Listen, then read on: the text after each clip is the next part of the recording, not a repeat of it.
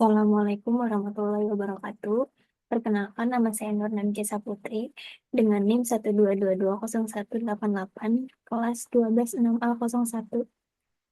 Nah, tujuan saya untuk membuat video pembelajaran ini untuk menunjang tugas individu dari mata kuliah Pendidikan Agama Islam. Baik, di sini ada tema pandangan Islam tentang pentingnya sholat. Yang pertama ada pengertian sholat. Sholat secara bahasa berarti doa, sedangkan secara istilah syar'i adalah ibadah yang terdiri dari ucapan dan perbuatan tertentu yang diawali dengan takbiratul ihram dan diakhiri dengan salam, sesuai dengan syarat dan rukun yang telah ditetapkan. Sholat merupakan tiang agama dan termasuk rukun Islam yang kedua setelah syahadat. Sholat adalah ibadah pertama yang akan dihisab di akhirat kelak dan menjadi pembeda antara muslim dan kafir, sebagaimana yang disebutkan dalam surat Al-Ankabut ayat 45 yang berbunyi, Bismillahirrahmanirrahim, Utlu ma uya ilaika minal kitabi wa aqimis sholat. Inna sholata wan anil mahsyai wal munkar walazikrullahi akbar wallahu ya'lamu ma tasna'un. Artinya, bacalah apa yang telah diwahyukan kepadamu, yaitu Alkitab, Al-Quran, dan dirikanlah sholat. Sesungguhnya sholat itu mencegah dari perbuatan-perbuatan keji dan mungkar.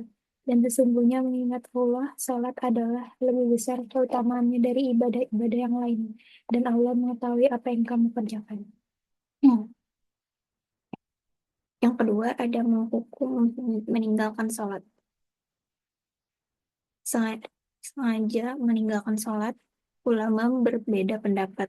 Meninggalkan sholat dengan sengaja tanpa uzur syar'i termasuk dosa besar dan bisa mengeluarkan seseorang dari Islam atau kufur.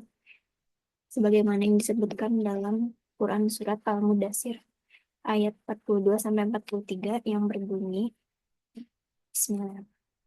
Masalahkum fi saqar.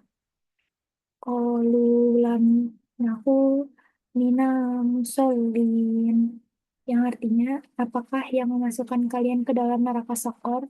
Mereka menjawab, kami dahulu tidak termasuk orang-orang yang mengerjakan sholat. Ketiga, ada keutamaan sholat. Keutamaan sholat yaitu dapat menghapus dosa. Sholat lima waktu berfungsi seperti air yang membersihkan kotoran, yaitu menghapus dosa-dosa kecil selama seseorang menjauhi dosa besar. Yang kedua, manfaat sholat yaitu mendapatkan cahaya di dunia dan akhirat yang dapat membimbing kehidupan, memberi ketenangan pada di akhirat, dapat menerangi jalan di alam kubur. Amal pertama yang dihisab seseorang, sholat menjadi tolak ukur keseluruhan amal karena ia mencerminkan hubungan hamba dengan Allah atau hablum minallah. Kemudian dapat mencegah perbuatan keji dan mungkar. Sholat yang khusyuk akan membentuk ketakwaan yang mencegah maksiat. Kemudian sholat sebagai komunikasi dengan Allah. Saat sujud, posisi hamba paling dekat dengan Allah. Dari hadis riwayat Muslim, sholat adalah dialog melalui bacaan, doa, dan munajat. Kemudian bentuk ketaatan dan syukur kita kepada Allah Subhanahu wa Ta'ala. Saat sujud, posisi hamba paling dekat dengan Allah Subhanahu wa Ta'ala. Hadis riwayat Muslim. Salat adalah dialog melalui bacaan, doa, dan munajat. Keempat, keutamaan salat di awal waktu. Salat tepat waktu menunjukkan disiplin dan prioritas terhadap hak Allah. Allah menetapkan waktu-waktu salat sebagai ujian bagi hambanya untuk melihat siapa saja yang benar-benar memprioritaskan kewajiban kepadanya. Orang yang segera menyambut panggilan azan dan melaksanakan sholat di awal waktu menunjukkan kesungguhannya dalam menaati Allah. Rasulullah Shallallahu Alaihi Wasallam bersabda, Amalan yang paling dicintai Allah adalah sholat pada waktunya.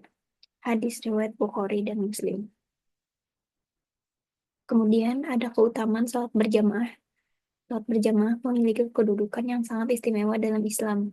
Ia bukan sekadar ibadah individual yang dilakukan bersama-sama, melainkan juga mengandung nilai-nilai spiritual, sosial, dan pendidikan yang mendalam. Maka, sebagai seorang Muslim, harusnya berusaha sekuat tenaga untuk tidak melewatkan sholat berjamaah, terutama bagi laki-laki di masjid. Kelima, ancaman bagi yang meremehkan sholat. Meremehkan sholat bukan sekedar meninggalkan kewajiban, tetapi termasuk dosa besar yang memiliki konsekuensi serius di dunia akhirat. Allah dan Rasul-Nya telah memberikan peringatan keras terhadap orang yang lalai dalam sholat, baik karena malas, sengaja mengakhirkan waktu, atau melakukannya tanpa kehusyuan.